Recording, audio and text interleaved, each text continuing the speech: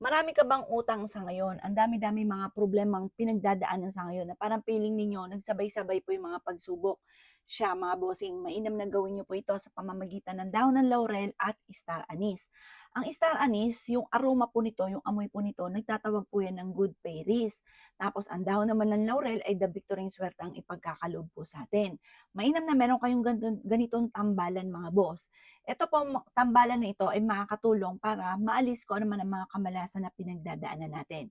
Kasi minsan, kailangan lang natin ng pang-attract ng swerte or pantaboy ng mga kamalasan, bukod sa pagiging masipag at matyaga. Kasi minsan, kahit masipag at matyaga ka, nadadali ka pa rin ng mga kamalasan. Kaya mainam, meron kayong ganitong proteksyon. Mainam mga bossing ko na magdala ka ng ganito at ang dulot nito ay swerte. Mainam na meron kang ganito, lalo na rin po kung kayo po may negosyo. Kasi once na meron kang negosyo, kung sino man yung mga tao na nakakasalamuhan ninyo ay lalambot ang puso sa inyo. Gagaan ang loob nila sa inyo hanggang sa bumili sila sa bumili at maging kaibigan nyo pa po sila.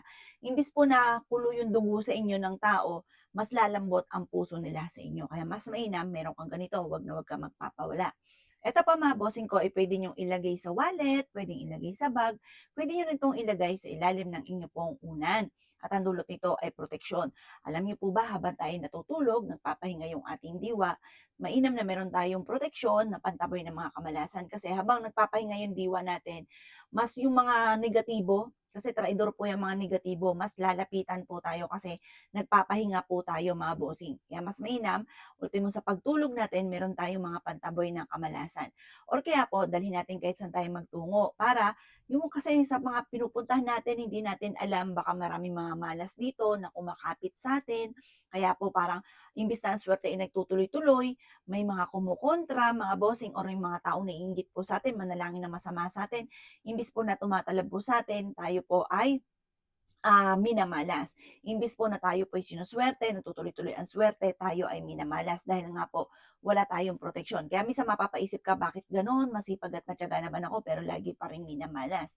Kaya mainam, meron kayong proteksyon kagaya itong pinapakita kong ito. Ito yung ating star anise at dahon ng laurel.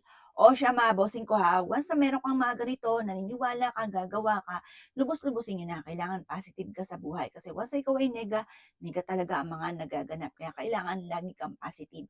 O mga bossing ko, basta lagi niyo siyang dadalhin. Kapag nagdurog-durog na po siya, or kaya parang feeling ninyo naluma na kagad, or parang feeling po ninyo, halimbawa ngayon, sinuwerte ka, bagong-bago po siya, tapos parang feeling ninyo, minamalas ka, sunugin niyo po ito or itapon sa malayo. Tapos, gumawa ka muli ng panibago mga bossing. Kasi marami na rin siya mga nahigop na negative energy na kailangan po natin ng mga ganito para may mga pang-alis ng malas para hindi tayo malasin mga bossing. O siya mga boss ha, kung ikay maraming problema, huwag kang mag-alala, huwag kang malungkot, huwag mong i-pressurein ang inyong sarili. Huwag kang mag-alala, marami tayong mga pamamaraan bukod sa panalangin ng taimtim.